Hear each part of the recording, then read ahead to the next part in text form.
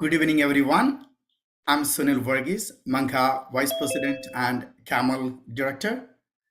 It's my honor and privilege to welcome you all this evening to this webinar, Maximizing Your Parenting Identity. Let me give you a little bit background about the thought process behind this webinar. When I was talking to a few of the CAMYL parents and the youth a couple of months ago, I realized that there is a gap between these two generations. This gap could be due to our cultural difference, or it could be due to our communication skills or style or various other factors. Then I thought, why don't we have some expert who are well versed on this area talk to both the generations and try to fill this gap for a community? And I presented this to my team in CAMYL and reached out to a couple of subject matter experts in this area in our community. When I reached out to Raji Menon, the past vice president of Manka, she referred me to a person and said, this person would be the apt candidate and the best person who can educate our community, youth and parents. That person, other than the for day, Dr. Bindu Garapaty. Let me introduce Bindu. Bindu Garapaty is a first-generation Malayali, born and raised in the Midwest with a very strong connection to our Malayali culture. She pulls from research, countless meetings with the parents and her own parenting journey to empower parents with meaning, purpose, and happiness. She holds a doctorate degree in clinical psychology and is passionate about empowering youth as they become successful leaders in our society. Her research has focused on the intersection of self-awareness, cultural identity, leadership, and happiness. Bindu is an executive in the plant-based industry and also serves as the CEO and co-founder of the Happy Leader LLC, an executive coaching and leadership development firm. It is now my privilege and honor to welcome Dr. Bindu Garapaty onto this program.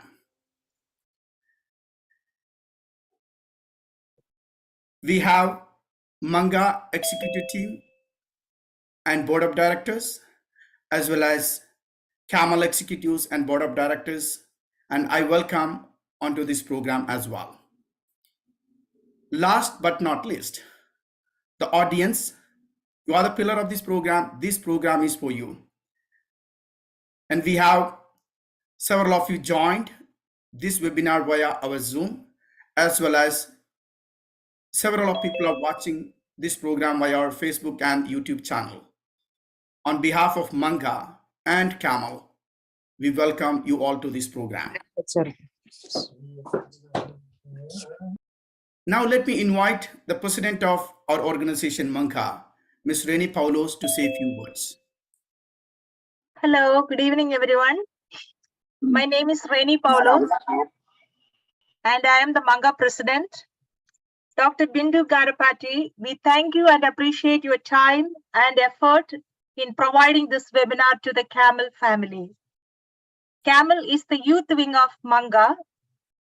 CAMYL is doing great things for our community and our youth.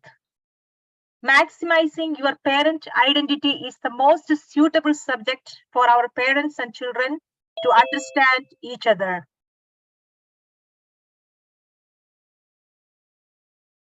To understand each other.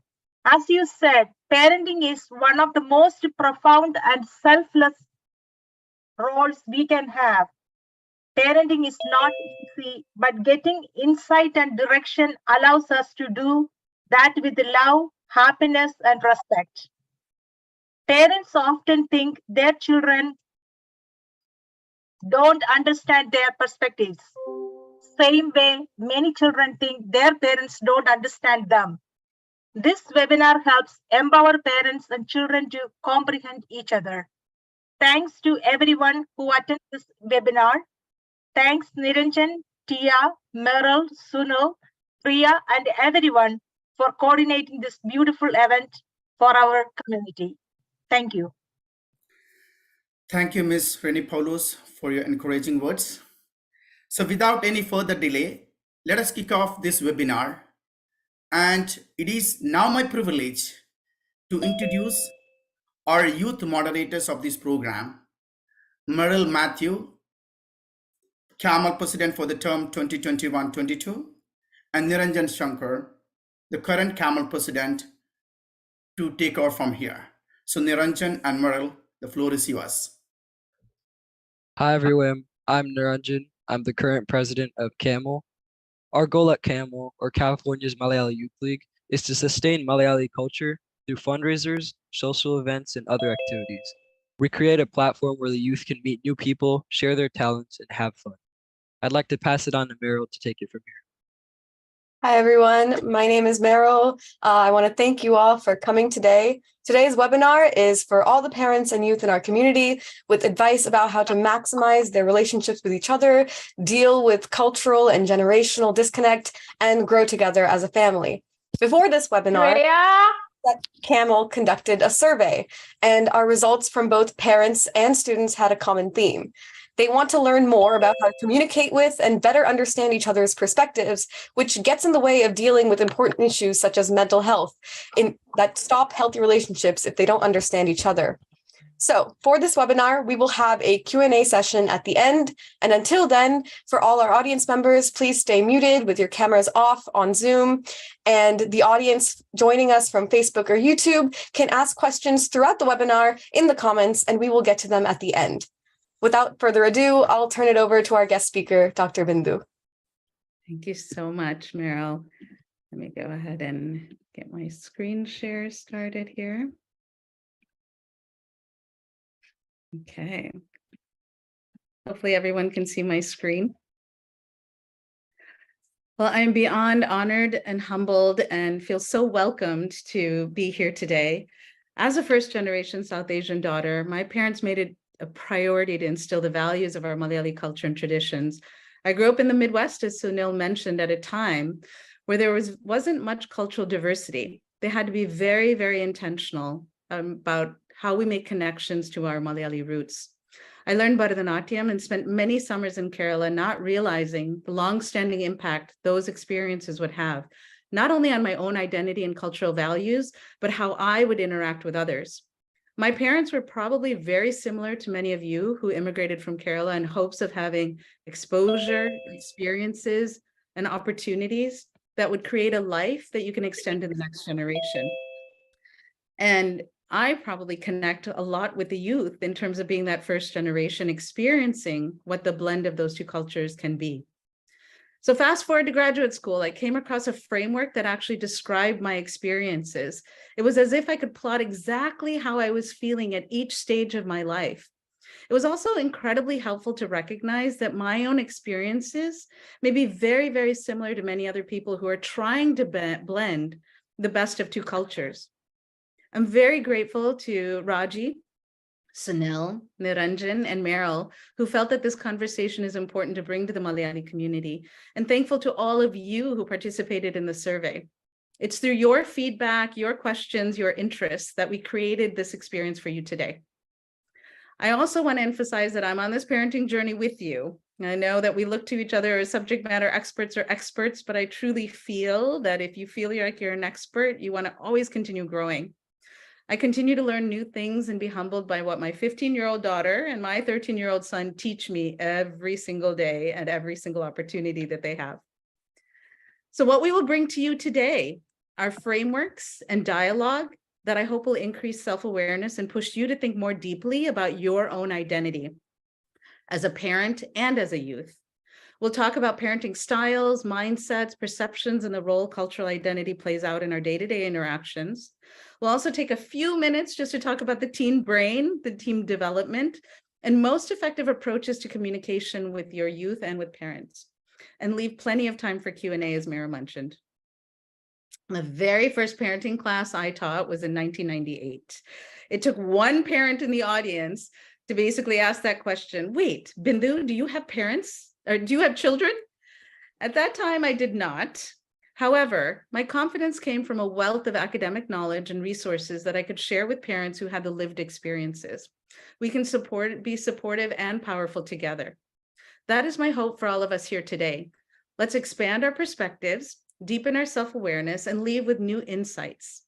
We can embrace the messiness and challenges of fulfilling one of the most important commitments we will ever have, raising independent, competent, confident, and resilient citizens of society. So with that, I want everyone to take a deep breath. Take a moment, close your eyes if you feel comfortable, and think about that word culture. What does that truly mean to you?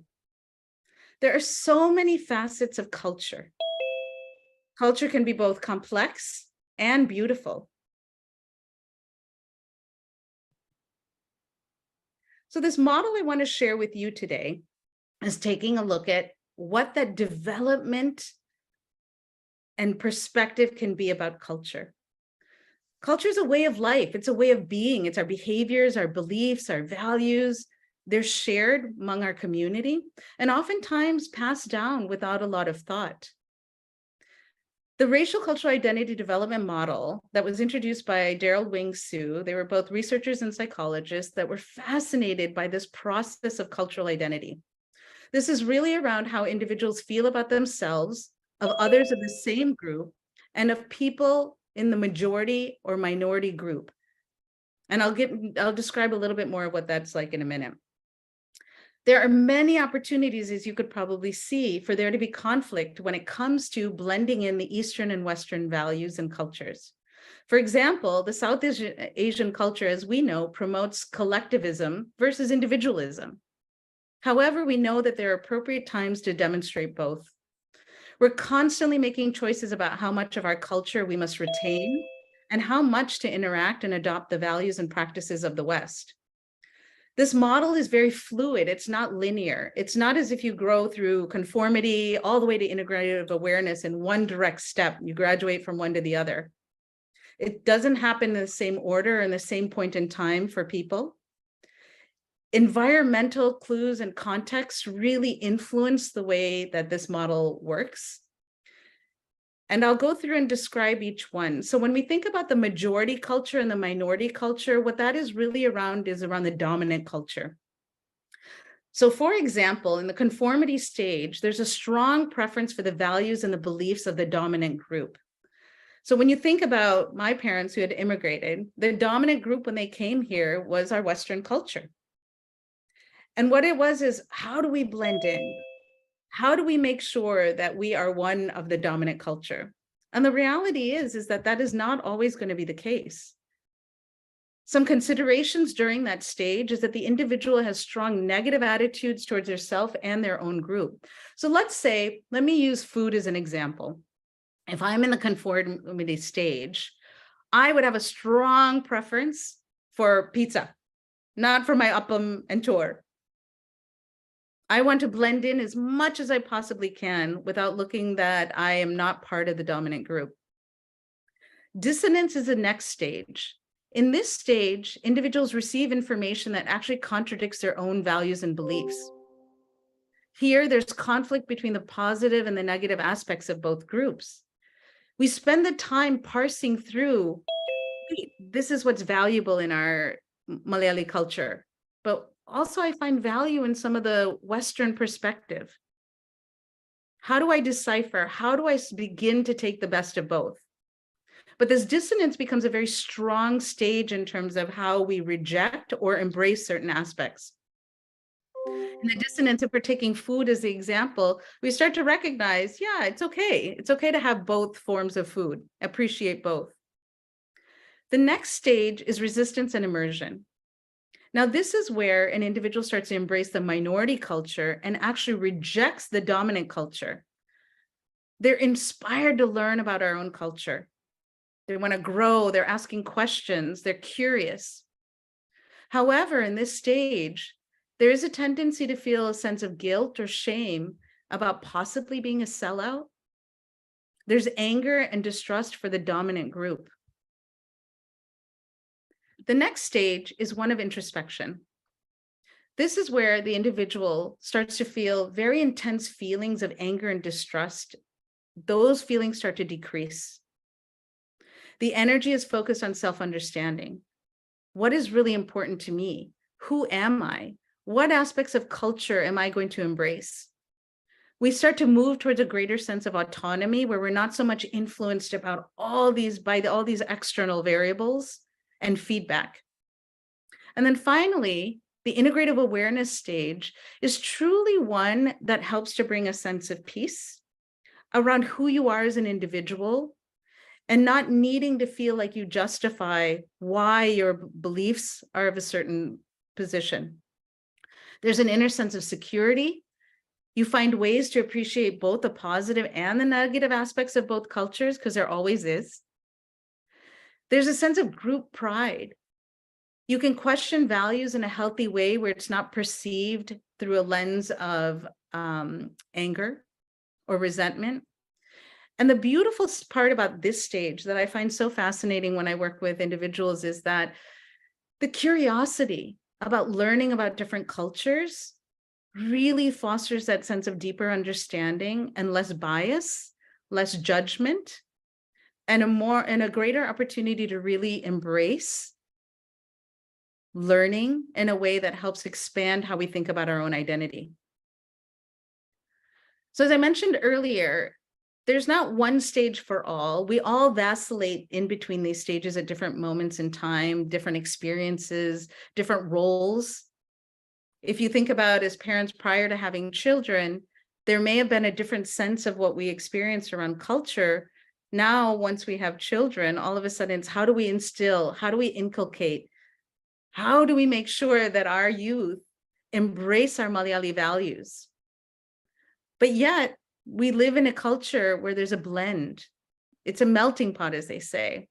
There's all kinds of diversity that we all need to incorporate and need to have a dialogue about in terms of how that influences the way that we look at cultural identity, not only as immigrants, but as first generation and as we move on to second and even third generations. So with that, I'm going to pause for a moment and ask Niranjan if there are any questions that have come through in the chat or any questions that you may have as you're listening and taking a look at this cultural identity model. Hi, I really like how you described the blend between the different levels of cultural identity. But one question I had is how can parents make sure their child is comfortable with the culture and beliefs surrounding them? Say that last part again, how parents can make sure that youth are comfortable? How parents can make sure the youth is comfortable with the culture and beliefs they're surrounding them with. Yes, no, that's a really great question. So much of that is focused on the way in which we communicate, the language that we use, the words that we convey, and how we describe our culture to our children. You know, is this a more of we're putting it on our youth because we have to make sure that they value this? Or do we join them on that journey of understanding why there are certain rituals and values and cultures and why it's important to keep going? I think one of the key ways of keeping youth excited about culture is experience.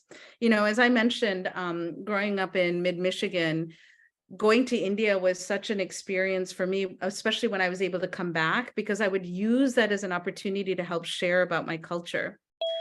There was so much curiosity around that among my peers and other friends that we had in our community. And my parents really taught me that, listen, people will ask all kinds of questions that you may not have the answers to, but use that as an opportunity to learn more about your own culture. You're not expected to know everything about it all. And sometimes, as I mentioned about culture and how it gets transpired through generations, is that sometimes it gets passed along without that conversation. We just do it because that's what our families have done for years and years and years. But let's help to understand the why behind it and draw a meaningful connection to historically why that was important and why it's important now into our current day in life. You know, I think about things like, you know, yoga and meditation. Those have been around in our culture for years and years and years and years. And now to see youth or even young children practicing their deep breathing techniques, meditation, and how important that is, they've been able to find a way to bring that from a cultural aspect into something that helps them to feel grounded. So how, as parents, can we draw that connection of what good it will bring for us, the meaning behind it, and how it empowers us to really embrace some of the questions that we may have around why it's passed down? That's really interesting how the youth can incorporate it into their everyday lives. Thank you. Any other questions? Anything coming through, Sunil, on the chat?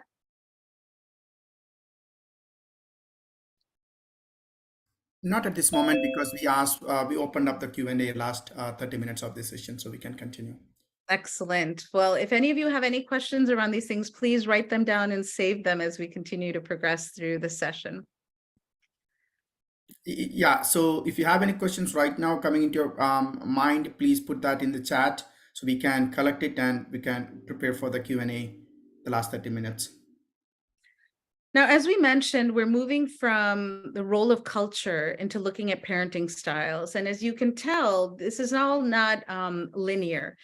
All of these different frameworks build upon each other.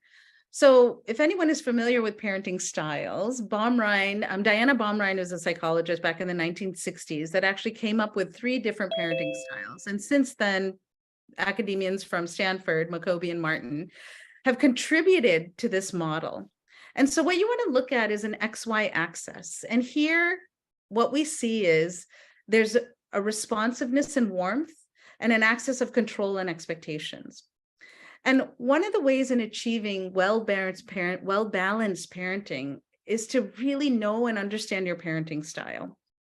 There are 4 different parenting styles, and they're not exact categories, and we all fall somewhere on the continuum. That's a beautiful thing about continuums. I do not want anyone to walk away from this thinking that you must fit into a box, because there are times where we may be more permissive and there may be times where we become more authoritarian. However, when you think about the responsiveness matrix, it's the connection that the parent facilitates through love, affection, warmth, and support. The unresponsive parents may ignore a child's need for connection or even reject the child. The other axis around demandingness is really around the parent's control and management of a youth's behavior. This includes things like setting expectations, limit setting, enforcing consequences. And the combination of these 2 parenting behaviors is really what starts to define parenting styles. So if we were to look at the upper right-hand corner on look at the lower right-hand box, the authoritarian style. The authoritarian parent is a dominant figure in the home. They believe that children should be seen and not heard. They set the rules and they expect everyone to follow these rules with no questions asked. And when these rules are broken, they think about punishment as the outcome. Now, there are times where we need to have strict rules. We all understand that. However, there are impacts and consequences that do impact the way the youth perceives themselves and the way the youth responds to the world. This is the type of parent that's all about because I said so. What are the potential impacts? There's a lot of research that shows that authoritarian parents, when they have a one-way style of communication, basically contributes to a youth that has more of a follower mentality.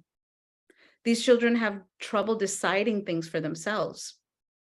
They may have challenges in terms of being able to discern right from wrong. There is sometimes a low sense of self-esteem. And what they will often do is seek confirmation of their own worth from outside authority figures. So versus feeling empowered, they start to look for external validation about who they are, why they are important. And it may cause confusion as they're maybe going to people that don't align in the same values that you have within your family structure. Now, diametrically opposed to that is the permissive parenting style. And as you can see here, think about, are you being too lax with your child? It's very much driven by the child. Rules are rarely enforced.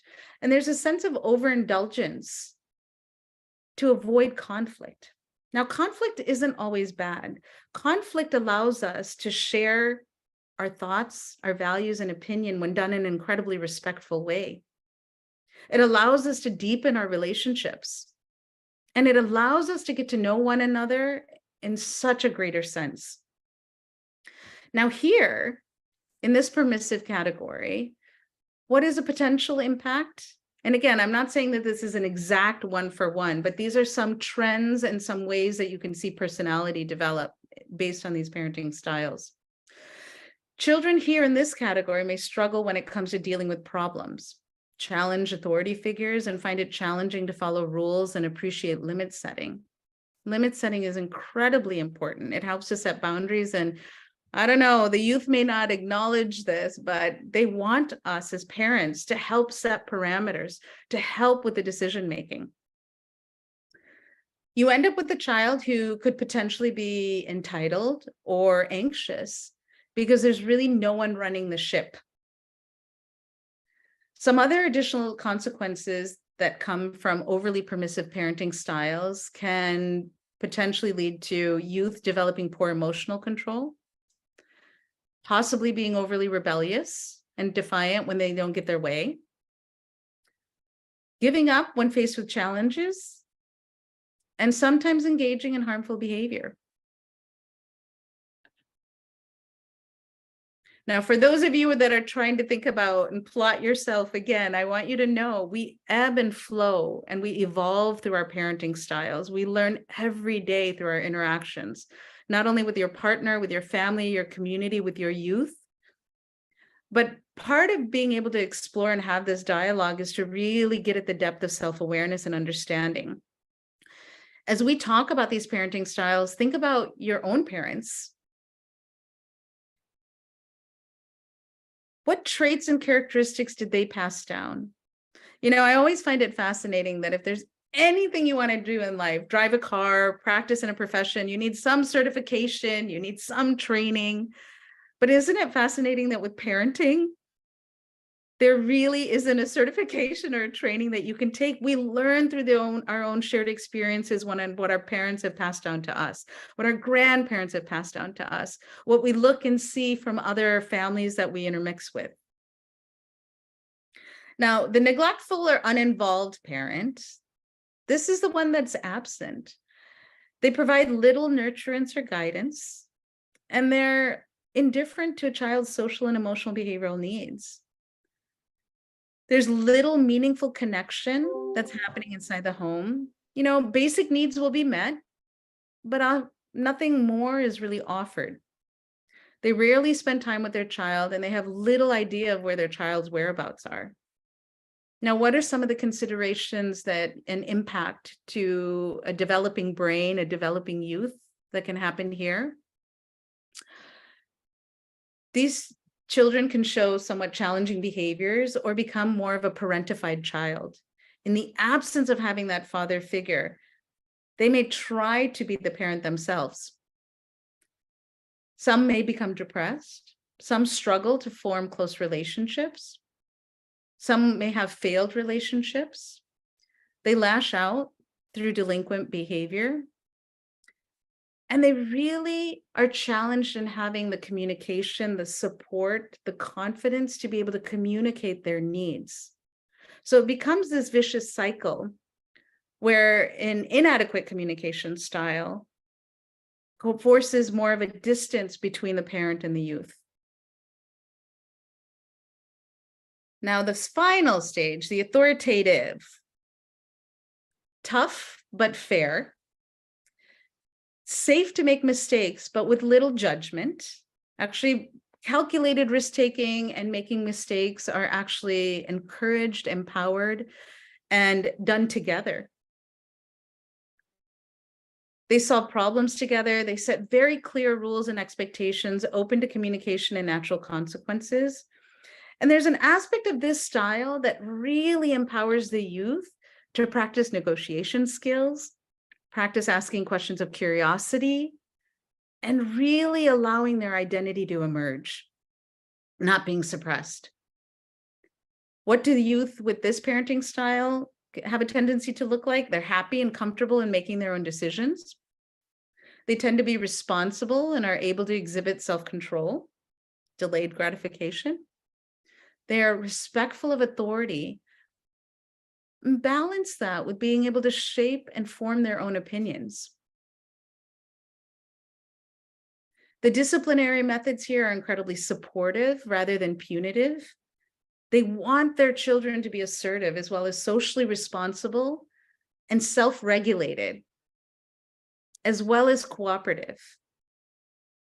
This style can really help influence a youth to be self-assured, responsible, resilient, figure out how to overcome difficulties, and become confident in their own judgment.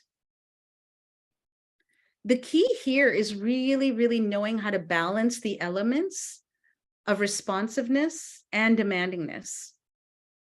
And that is what ultimately helps and allows us to achieve a healthy parent-child relationship. I can tell you there are times when my work has taken over and I've had a moment of being a bit neglectful. However, I bounce that back with moments of when I need to dial up my warmth and responsiveness and the control and expectations. You know, there's been a lot of research done on key components of really effective parenting.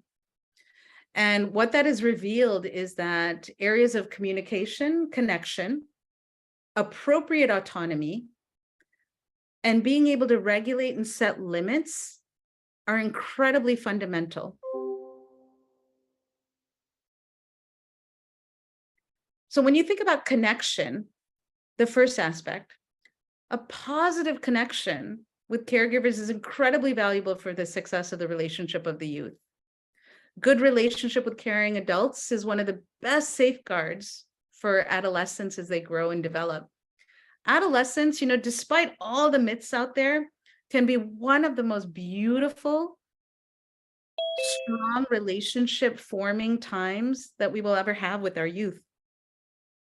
Adolescence, you know, despite all the myths out there, can be one of the most beautiful. There's a lot of variety of attitudes and opinions and values that can affect how parents choose to raise their children. We know that. We get all kinds of advice, left, right, and center. However, across these differences, there's a lot of research that shows that being effective parents involves quite a few factors. Showing love, listening. Now I say listening because we all love to give advice. I know I do. So I always have to be very mindful of sometimes less advice from parents will offer an opportunity for teens to ask more questions. Providing support as they struggle through problems. They're not in this alone. We're all in this together. You know, I hear a lot of parents say, I just want to see respect. I just need them to show me respect. What does respect look like to you? Because respect may look very different to you than it does to someone else.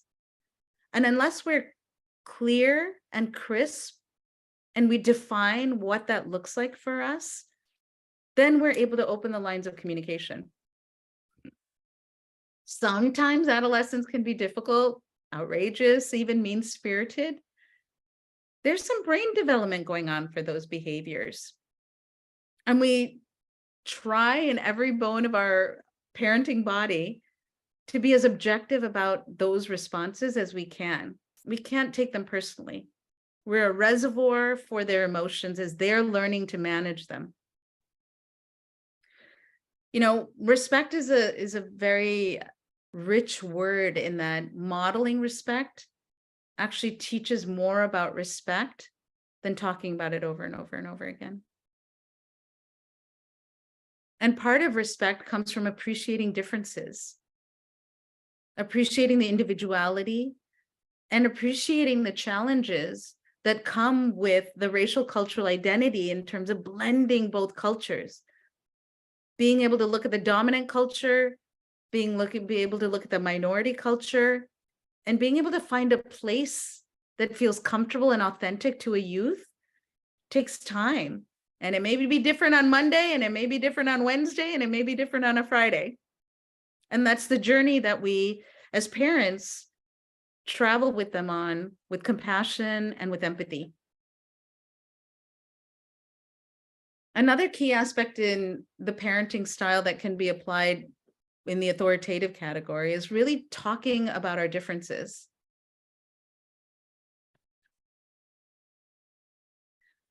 When it comes to autonomy, the adolescent time period is really that time when they start to look at us as parents, as people. We find that balance as parents around clinging too much, not letting them go, to how much freedom do we offer for them to really grow and develop. Research does show that staying incredibly connected, but at the same time being able to take a step back and allow youth to make calculated decisions and share their points of view is fundamental and very liberating. With that said, it continues to be incredibly important for parents to set limits. Limits provide security. It gives them an opportunity to take calculated risks within a known format. You know, I know when we were preparing for this webinar, we had talked a little bit about, you know, as youth, how do we allow our parents to let us to trust us more? We want to go to a party, we want to go to an event, we want to do something. Well, instead of it being a yes, no, black or white, yes, you can go or no, you can't, is there an opportunity to say, hey, you know what, go for an hour or two. Let's see what that situation looks like. And then we can revisit and you build that trust. But parents become very, very clear around what their expectations are. You know, respect me. Well, what does that mean? I want eye contact. I want acknowledgement of what I'm saying. You know, clean up your room. What does that mean? Because clean to me may be very different from clean to somebody else. I'd like no clothes on the floor. I'd like beds made. I'd like laundry in the laundry basket. 3 very specific things that we can measure and we can align on. There's no confusion around clean your room when you can give that kind of clarity. Another aspect of autonomy is really around giving reasonable choices. You know, I used to do this with my kids when they were young because I don't know what it is. Nobody likes to brush their teeth. And it was like, wait, you can brush your teeth in 5 minutes or you can brush your teeth in 10 minutes. But ultimately, I just want them to brush their teeth. When they do it, I give them parameters. But being able to provide those kinds of choices allows the children at that time that they have some power, they have some control in the outcome that they're looking for. And it becomes a win-win situation for all. They get to choose when they brush their teeth because there's no question around the fact that they have to. And that becomes very empowering to youth.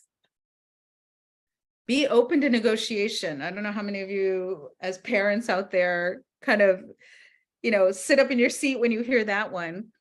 But the power of being able to negotiate, we're teaching them skills that they are going to apply well outside of the family. As adolescents get older, rules become more flexible and they are going to need to know how to negotiate.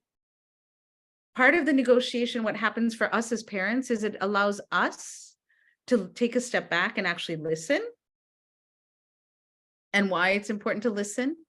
And it gives us the opportunity to vocalize what are some of the expectations, the guidelines, helps them to think independently, and compromise is good. These are all incredibly important life skills.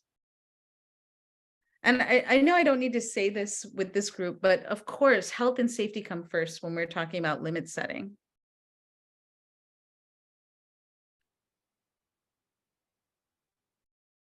The last part that I'll mention in terms of looking at parenting styles is this whole concept of failure and making choices and making mistakes. You know, we want our children to grow oftentimes in a protected state. It hurts us to see our children hurting. However, it's through that challenge, through some of the pain, that they're able to become even more resilient and confident in their own abilities to handle adversity. Making mistakes allows youth and parents that critical skill of being able to bounce back. You know, Carol Dweck has a lot of research out there in terms of the growth mindset and the fixed mindset. And that growth mindset is what enables people to overcome adversity in ways where they do come out stronger. They come out with lessons learned. So with that, I'm going to go ahead and pause and turn it over to Meryl. As someone who's been listening to this and preparing with me, what kinds of great questions do you have? Give me one that you're going to stump me. You ask really good questions. Well, this is one question that I think you know a little bit of, but I'm making this kind of two-pronged. So as you were talking about parenting styles, I was wondering, what are some common challenges that children face when their parents have different parenting styles? How can they navigate those differences? And then how can parents work together to leverage those differences? Oh, great questions. Well, first off, you're asking people to talk to each other. So that's going to be the start. You know, there's something beautiful about having that diversity of parenting styles when that level of self-awareness is there for the parents. You know, if parent A falls a little bit more on the permissive continuum, and you've got parent B that's more on the authoritarian continuum, how can they align on certain key decisions being made in the home? How are they aligned when it comes to academics? How are they aligned on freedom for the youth? Are we going to let them drive or not? How are we aligned on helping the youth create their social circle and their social boundaries and expectations? So I think first and foremost, parents need to understand where they sit on this continuum and have that conversation with each other to understand what are some of the rules of engagement that we want to align on and we want to partner and show as a united front with our children. Because listen, you know this better than anybody. Youth know who to go to for what decisions, don't they? And there may be that one parent that is the ultimate decision maker. So we know that without even having to say that, but the beauty is in the parents being able to have that conversation. Now, what happens if you're in a single parent home, right? Or you have a parent that's more on the neglectful end? To your point, what can youth do? Now, all of you that are sitting in this webinar have the burden of additional education and self-awareness to understand. Is this a conversation you can bring up with your parent and say, hey, I'm curious, where do you think you fall on this continuum? Because this is how I experience it, or this is what I'm seeing. You know, as much as dialogue may feel scary for many, being able to approach questions and conversations with curiosity, asking open-ended questions, and really understanding where a parent or a youth is coming from, that whole concept of walking in my shoes and having compassion and empathy. You know, the minute we're able to assume positive intent, I don't think anybody wakes up to make my day miserable. Maybe by the end of the day after you heard me talking, but nobody wakes up. I don't think any parent wakes up or any youth wakes up to make one's life miserable. But there are a lot of complexities that come into play. And if we're not able to communicate and have that connection with a parent, with a caretaker, with a peer, it becomes really challenging to navigate the world. The research on happiness shows that demonstrating a sense of gratitude and having a community of people, friends, family, loved ones, whoever they are, contribute to our happiness quotient in significant ways. So talking is important. Nonverbal and verbal. Sometimes, you know, I sit with my kids in silence, but we're together and they feel that sense of connection.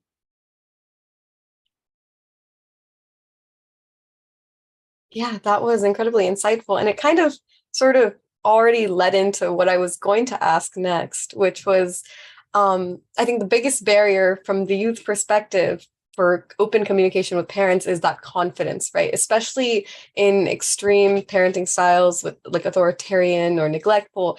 What are some tips or ways for a child to build up to approaching their parent, right? And opening communication when maybe they're not confident that it's going to work? Yeah.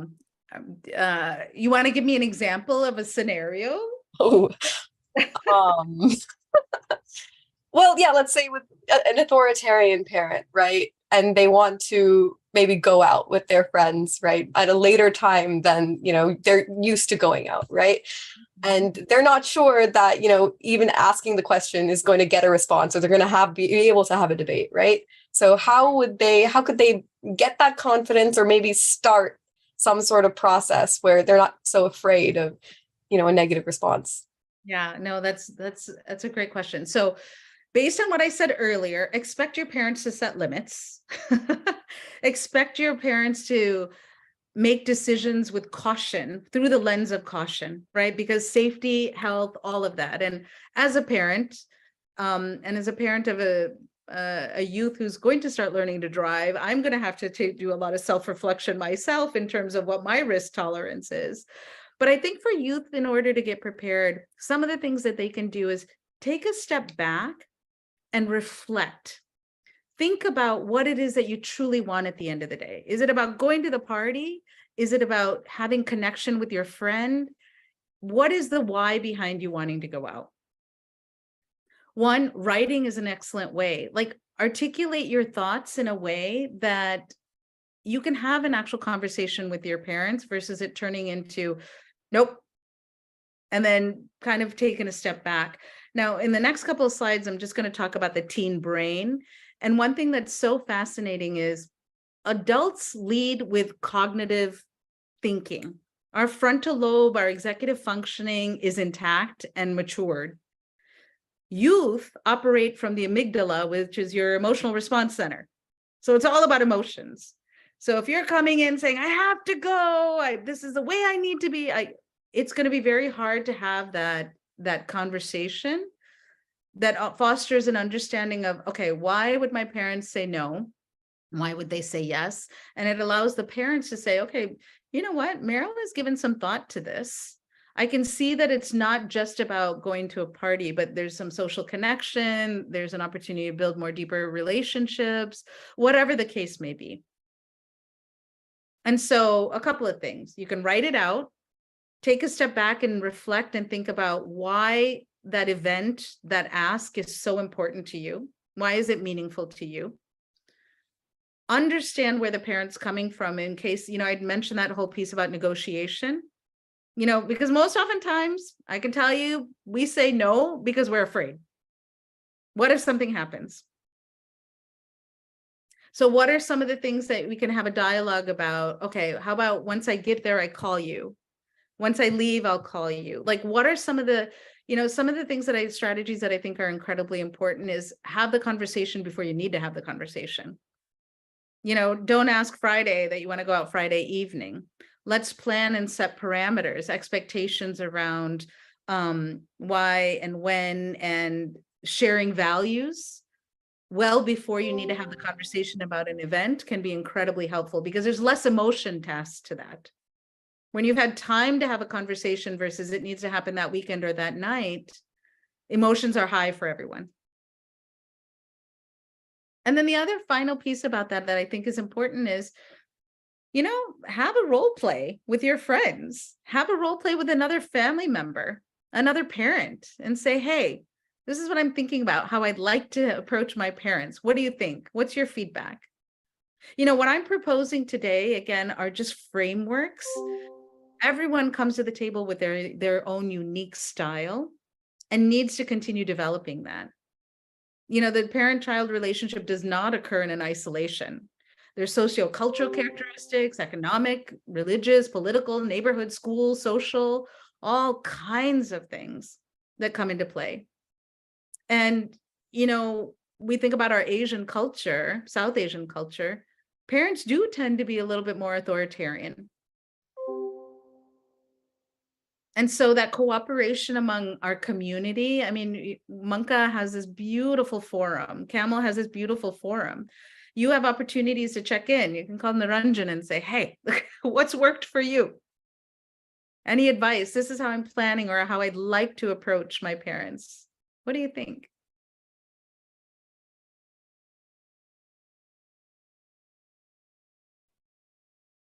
Okay, well, but thank you. That was incredibly insightful. And I think there was some good advice there for kids and also parents as well, in having, being able to be more open when their kids do those things. So I'll let you continue. Thank you. Okay, again, a reminder for any of you that have questions as these topics are coming up, please be ready to talk about them in a few minutes. Okay, so this is my favorite one. This is all about the teen brain. What's going on? What's happening here? I put the little image at the lower right-hand corner just as a little bit of a comic relief, and that social media takes up this entire part.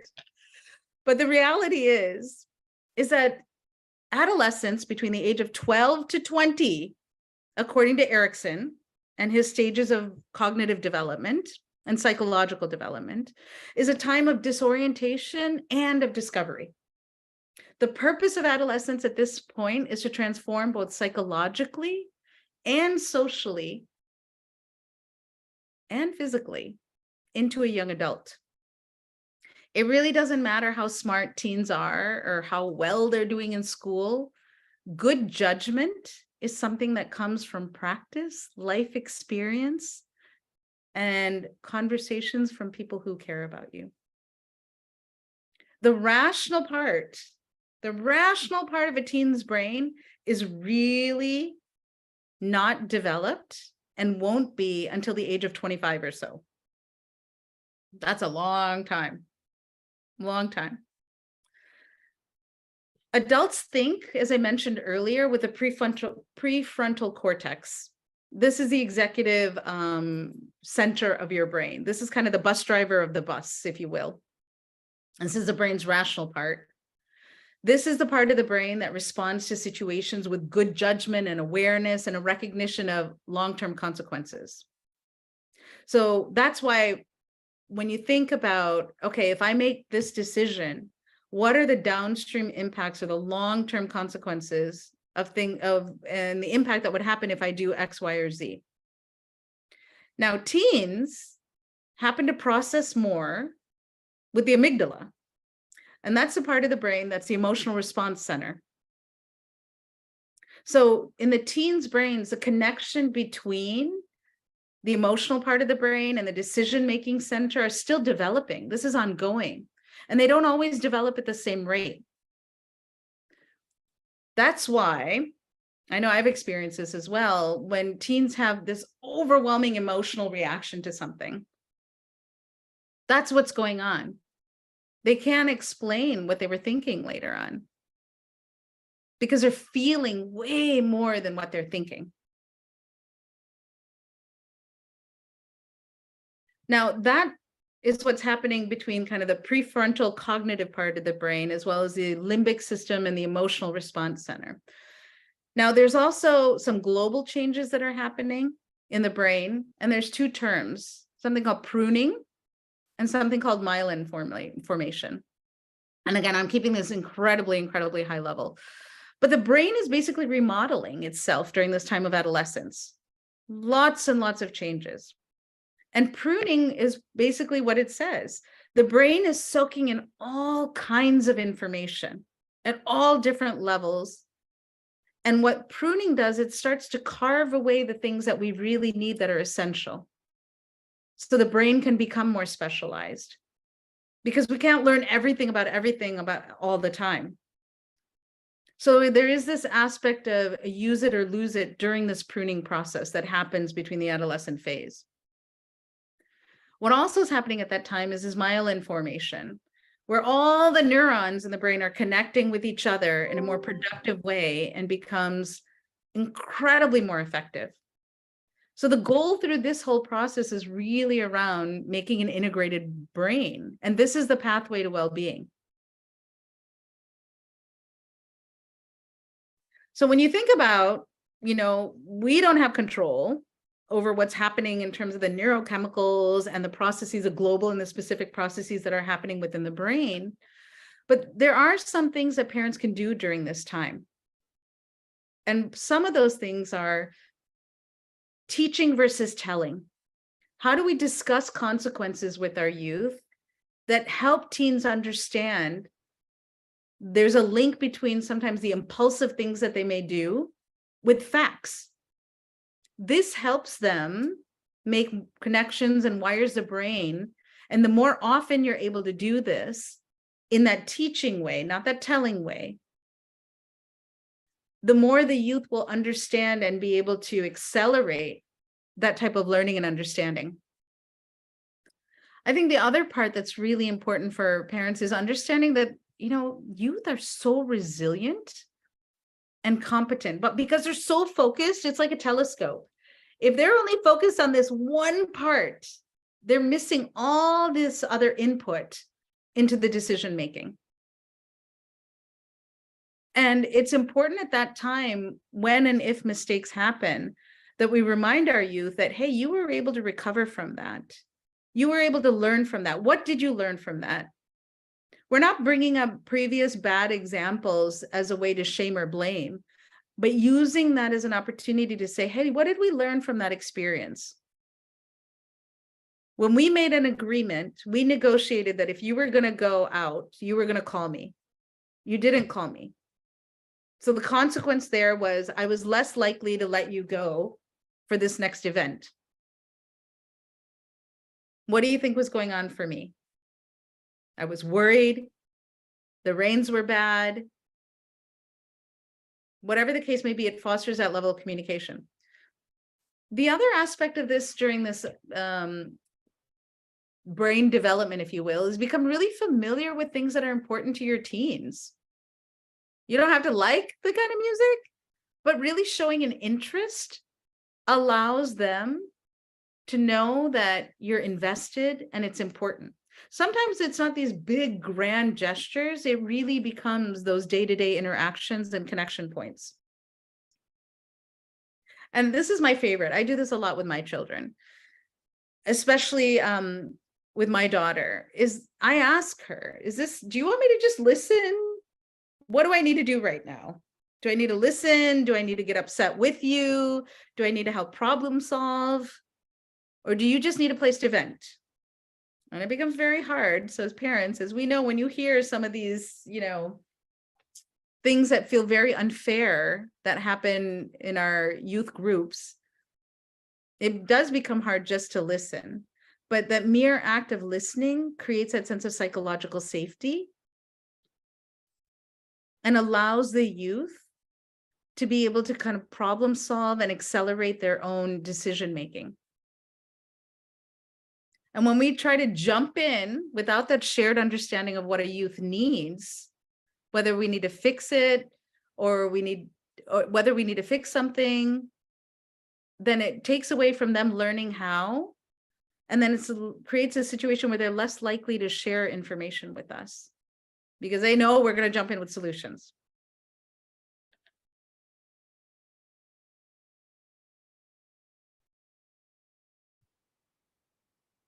So, communication approaches. I can't wait to get to more of the discussion. You all are probably tired of hearing from me right now, but let me get through this last slide. And then, like I said, I hope you all have been thinking, both parents and youth. Please bring your questions. Communication approaches. So we talked about cultural identity. We talked about different parenting styles and the impact that can make. We talked about the complexities of the teen brain and what's happening during that age of adolescence. Now we're looking at taking all that information and looking at what are some of the most effective communication strategies and approaches for both. Now, this slide is really intended for both youth and children. Youth and adults. Listen first. And what do I mean by that? Listen to really understand. I will be the first to raise my hand that I'm already thinking about my defense case when I talk to my children. And sometimes what I'll do is I'll write it down so I don't say it. So I have an outlet, but I'm still modeling to them that I'm listening to them. It's really around problem solving together. And one of the things that I've really appreciated in talking to parents is this honesty and this level of authenticity that we as parents need to come to the table with. There are a lot of things I don't know. I really don't. And I don't want to make it up, but I don't want to lose my power with my children. So what I'll say is, can we figure this out together? I have a perspective. It may or may not be right. But when you can problem solve things together, even when it comes to consequences and punishment, if you will, what do you think a consequence should be in that you didn't prioritize and take the time to study and didn't do well on your test? When you're able to do that with a youth, it is so empowering for them to own the work that they're doing. I mentioned this earlier, teach versus tell. Having open-ended questions. This is a miracle worker. Having open-ended questions, not only in family, but in the work environment, in any situation. Being able to say, help me understand what you were thinking when you made that decision. I wasn't thinking, I just reacted. Okay, well, what were you reacting to?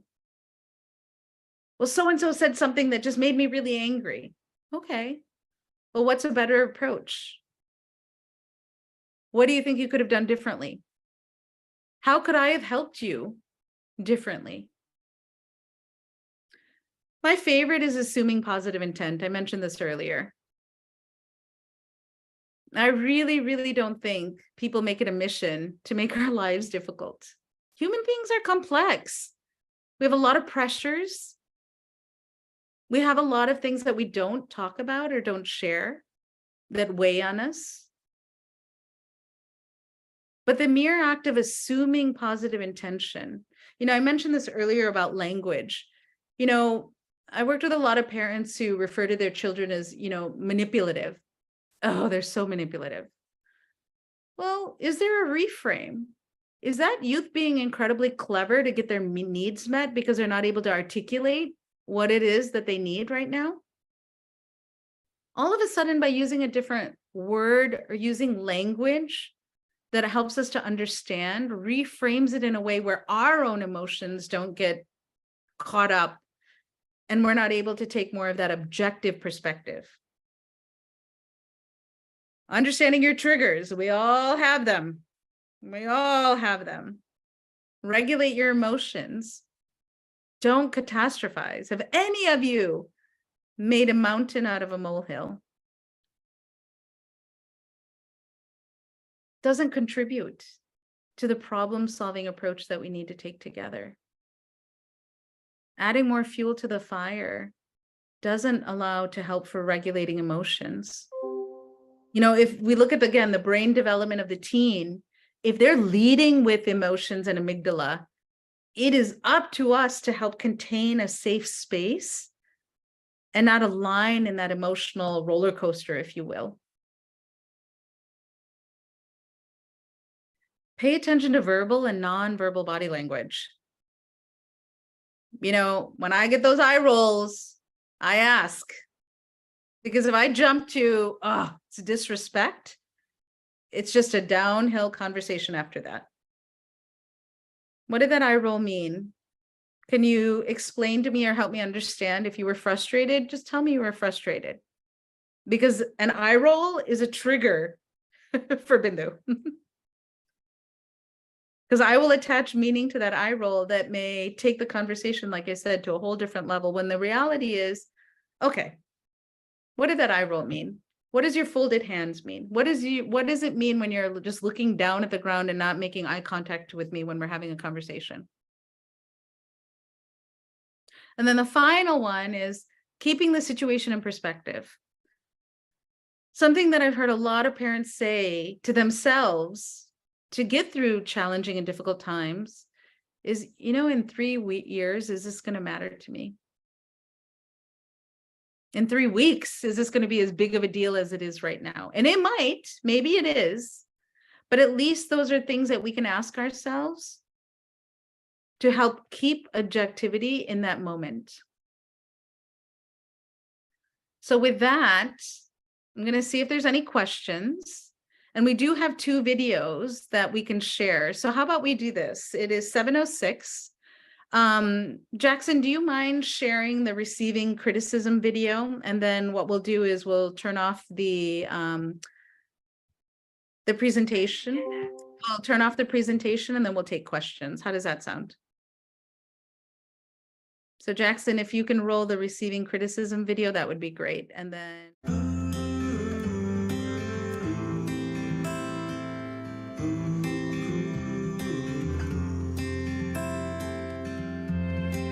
It's never easy being on the receiving end of a complaint or criticism from our children. In the following scene, a father comes around to accepting his daughter's criticism by keeping an open mind to what he's hearing and finally acknowledging where he went wrong. Hey.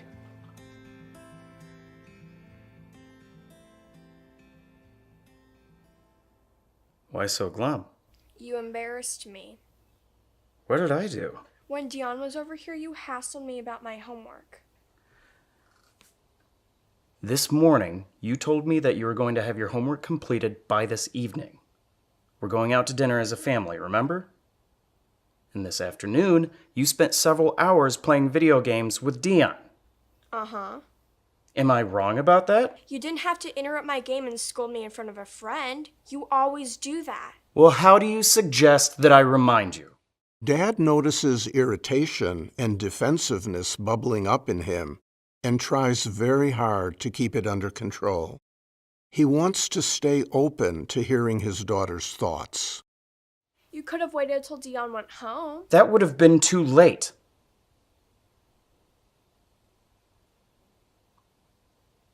Am I wrong? You embarrassed me.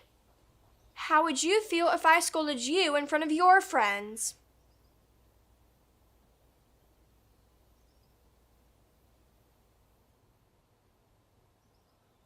You're right.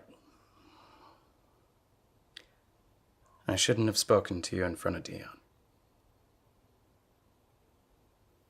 You do that all the time. I hate when you do that. You're right. I should have asked you to come out into the hallway so that I could talk to you privately. That would have been okay. By giving his daughter credit for having a good idea, Dad sets an example of being open to feedback. Do I really do that all the time? Yeah, you do. Well, I'm sorry for embarrassing you. Thank you for pointing that out to me. I'll try to remember that. I really will. Thanks. Yeah. Dad's courage to listen with an open mind to his daughter's complaint and his willingness to think about his own behavior increases her respect for him, and in that way strengthens their bond.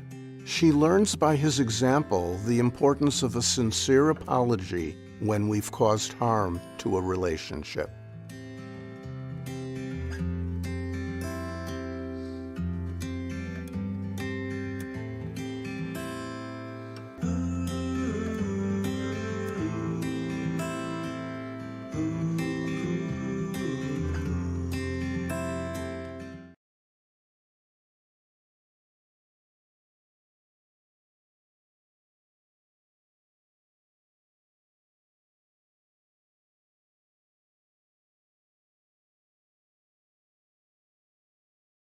With a question I had based on your communication slides, which was that what are some specific things that kids can do to bridge the gap between communication styles with their parents based on generational differences, when things like everyday language, that includes sarcasm or maybe some slang or whatever might come off as disrespectful.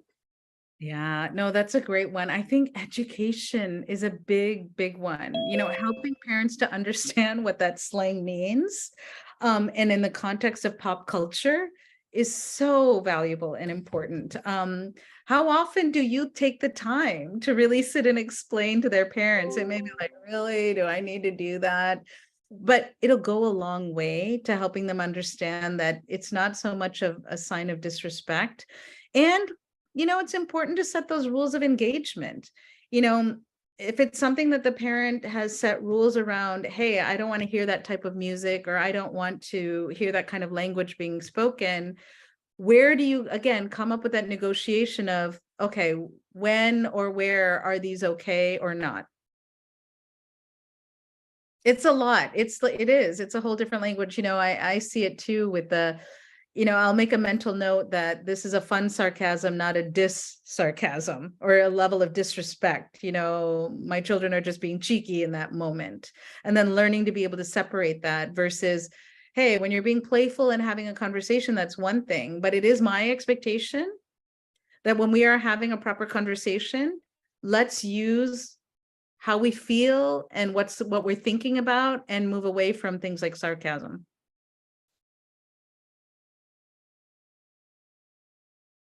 I think there were a few questions that came up in the chat.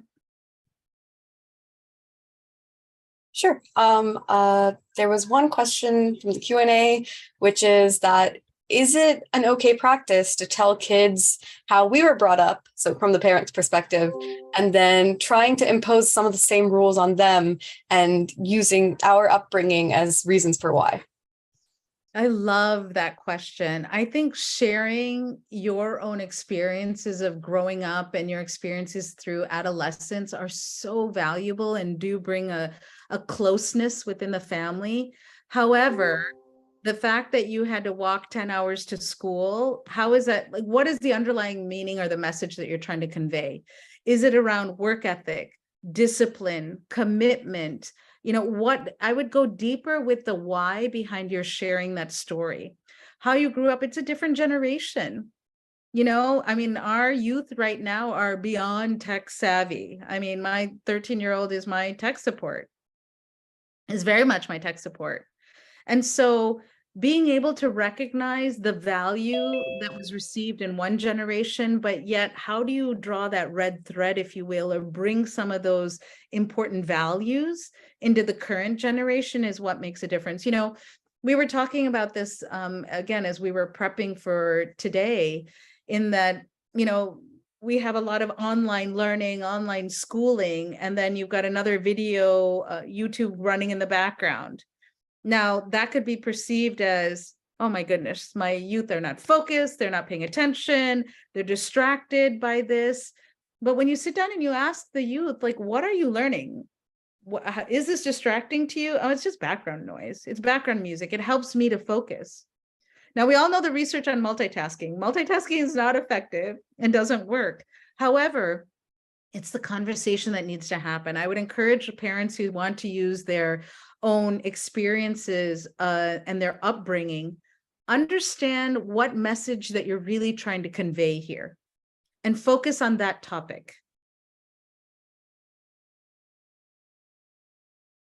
So there's a question that came in through the chat. Thank you. How to avoid problem solving to not sound like telling while you are trying to teach? Example, that's when kids walk away saying, I knew it, I should have kept quiet. Oh, is that something everybody hears? I hear that too. I think something powerful with that part about teaching versus telling is truly, truly taking that step back and listening between the lines of the youth and the adolescent. Two things I mentioned before. Very early on, established, when you're coming to me with problems, do you want me to listen? Do you want me to problem solve? What would be most helpful to you right now? Building that in part of your vocabulary when you're having conversation with youth is one piece. I think the other part, the teaching is asking those open-ended questions for youth to make those connections, and then being able to teach, drawing that full story for them. Another question that came in was, when you have two kids who might be differently behaved and there might be a need to parent them differently, how would you strike a good balance that's not offensive or overly favorable to one or the other? Wait, what? Parents don't have a favorite child? No, I'm just kidding.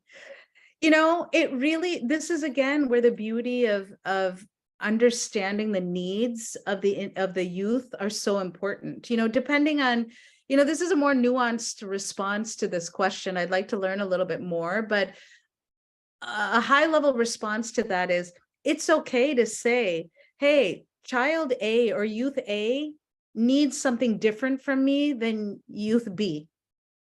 And being able to communicate that with the children, because, you know, children are off making kind of connections. In the absence of information, we all make things up, right? So being able to articulate, hey, I need to set a little bit more strict boundaries with youth B because there have been concerns or trust has been broken, or I have yet to see my expectations to be met on certain things.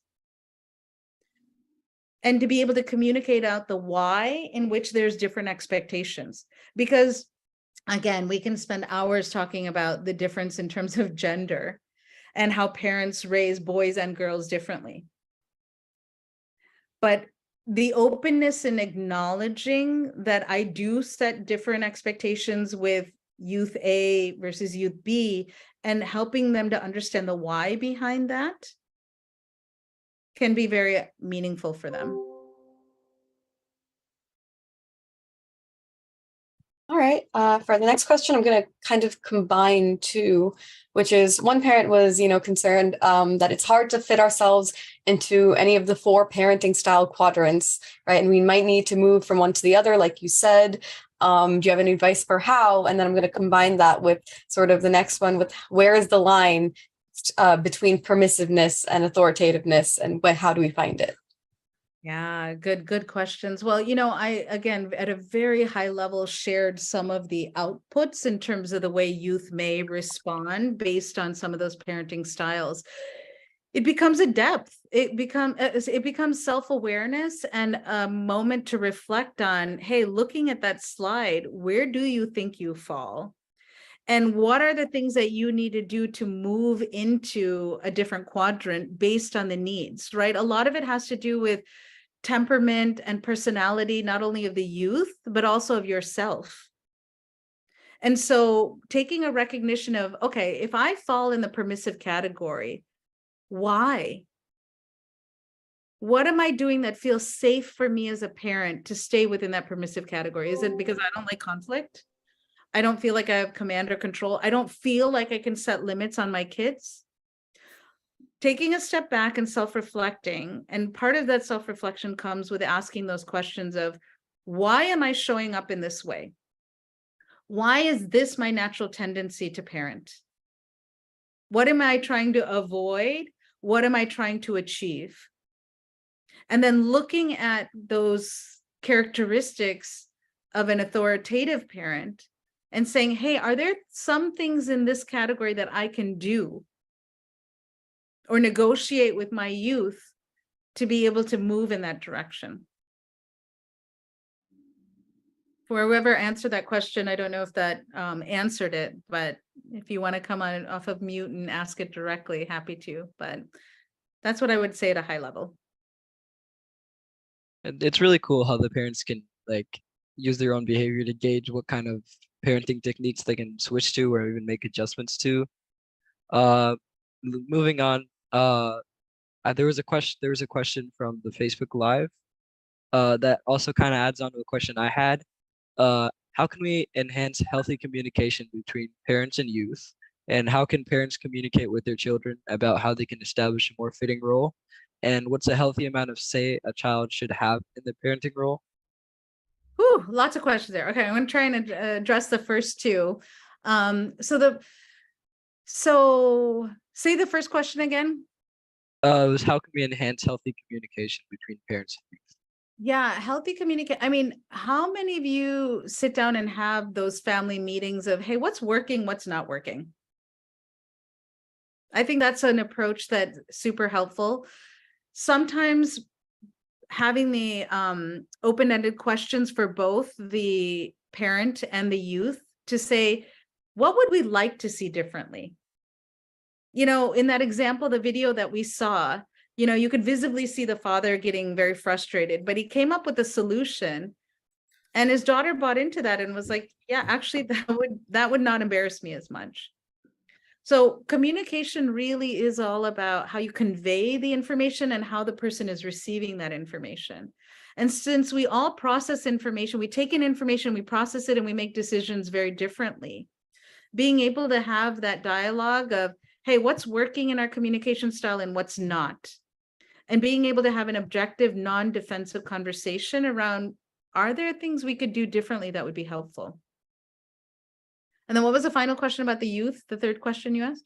Yeah, it was how much of a say what's a healthy amount of say a child should have in the parenting role? 50%. No, I'm just kidding. It's hard to put a percentage to that. I think it really depends on the topic. I think for any parent, leading with safety and security and wellness first, you lead with that. And depending on the maturity level, you know, I know 13 and 15-year-olds that are incredibly immature. And I also know 13 and 15-year-olds that are beyond mature. I'm so surprised in terms of how they're able to view certain scenarios and come up with their own critical thinking. But I think a couple things to go into deciding how much is, you know, where on the continuum do you think your youth is effective at making decisions? Where on the continuum is your youth in terms of emotionally regulating and understanding consequences? And then what is the parent's own tolerance for letting go a little bit? I think those would be questions I would ask to help me decide, okay, you know, are you youth making all the decisions, or do I need to make 50% of it for you? Yeah, I think that's a really helpful like sort of checklist for understanding what sort of changes you can make.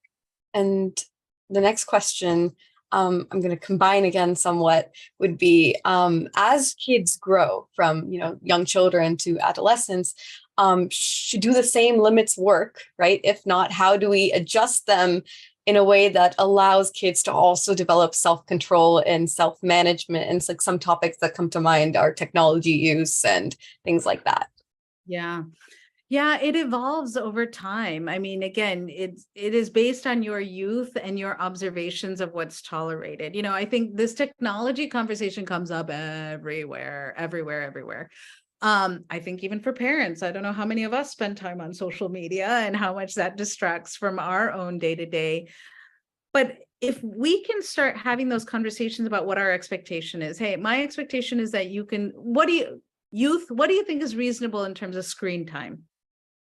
You know, I would start there and try to understand what they think is, well, 8 hours a day. Well, okay, no, that's not realistic.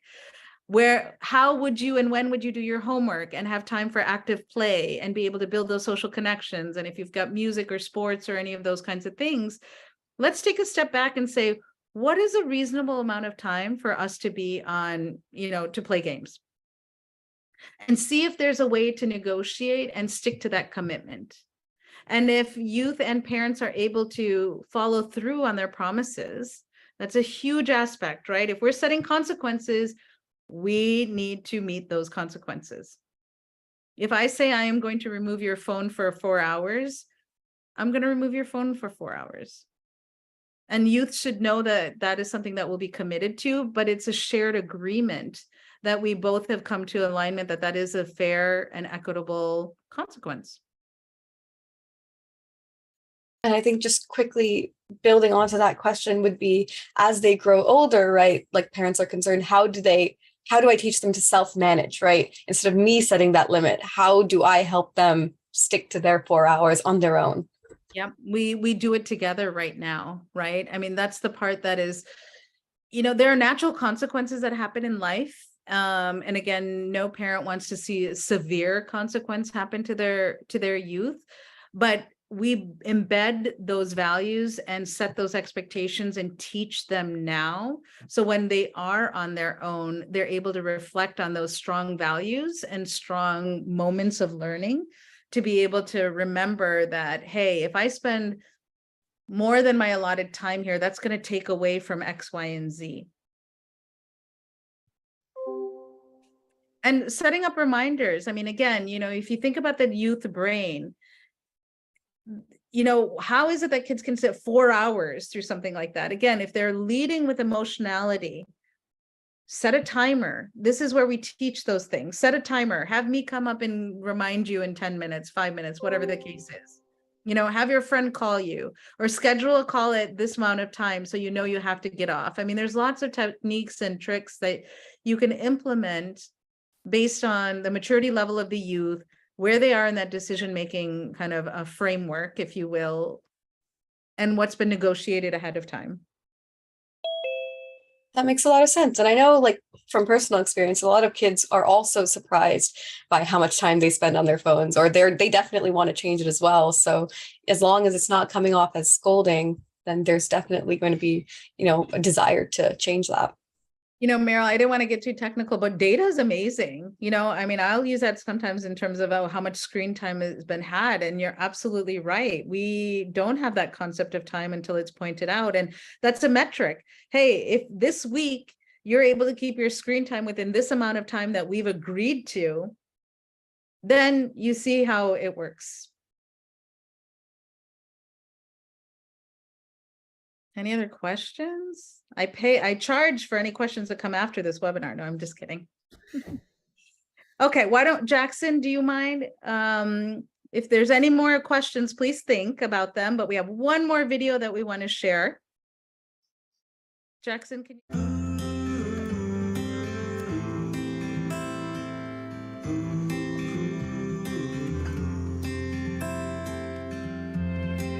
It's natural for parents to want to rescue their children in a moment of need.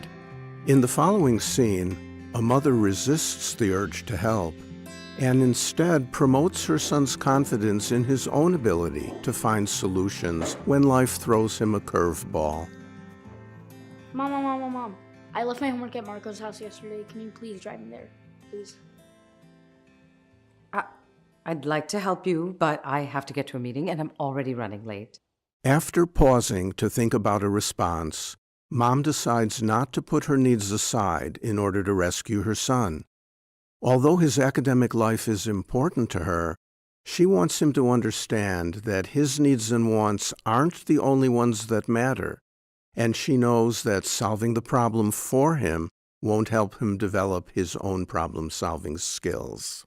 But Mom, it can't take that long. I'm sorry, sweetie, I really can't be late.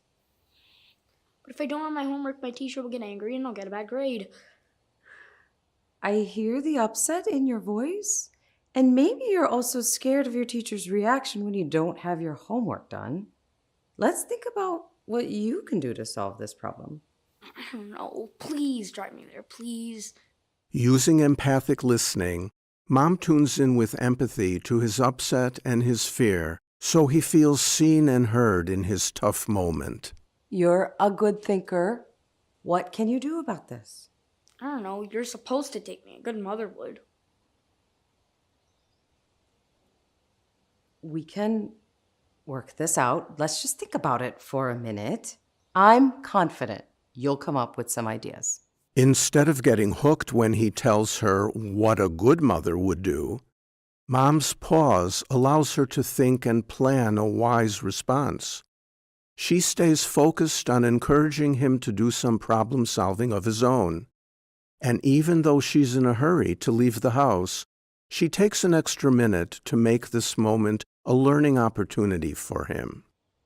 I don't know. Fine. I guess I could call Marco and ask him to bring it to me.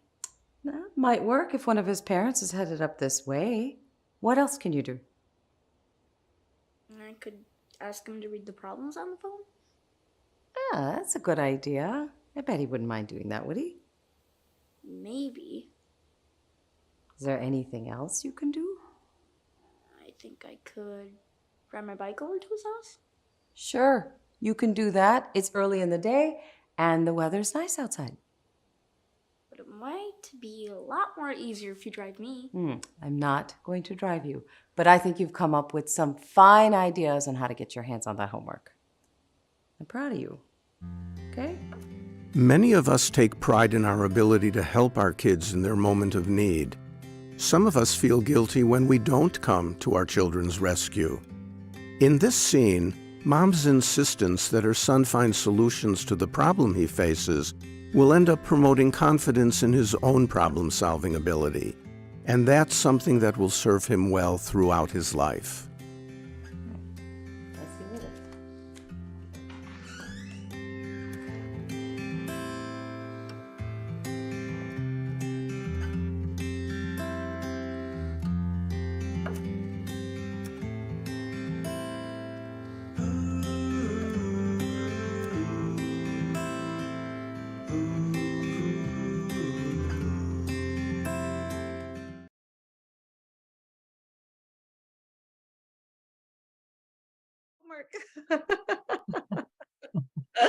I've been there. I have done that.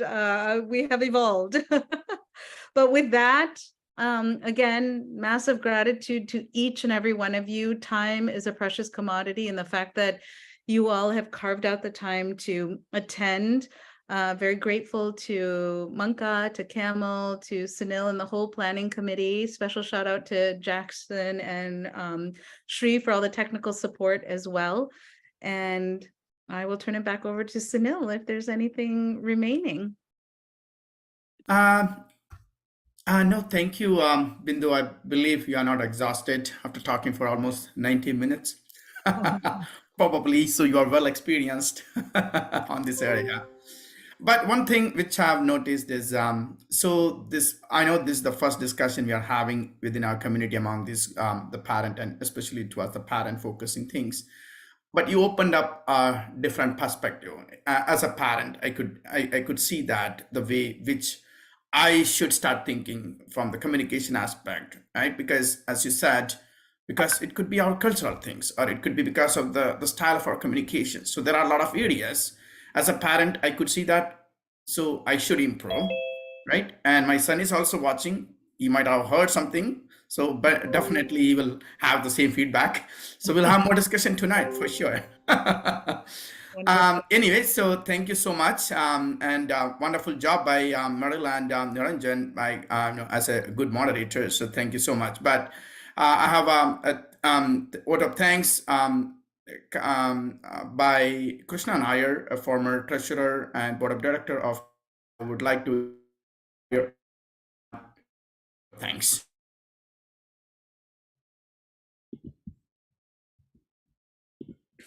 Hi, my name is Krishna. I was the CAMYL treasurer from 2021 to 2022. I would like to start off by thanking everyone who attended the session via Facebook, Zoom, and YouTube.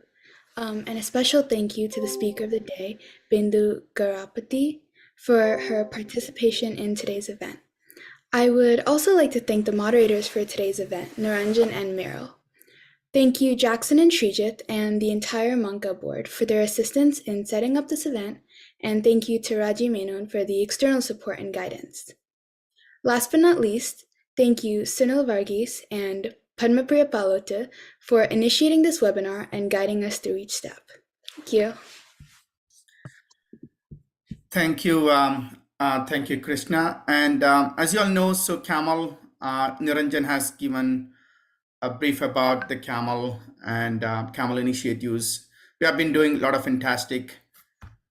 We are giving fantastic platform for our kids to perform various activities, especially the social and community services, and also to perform their various leadership skills through this platform. So Manga and CAMYL is there for the community and for our youth as well.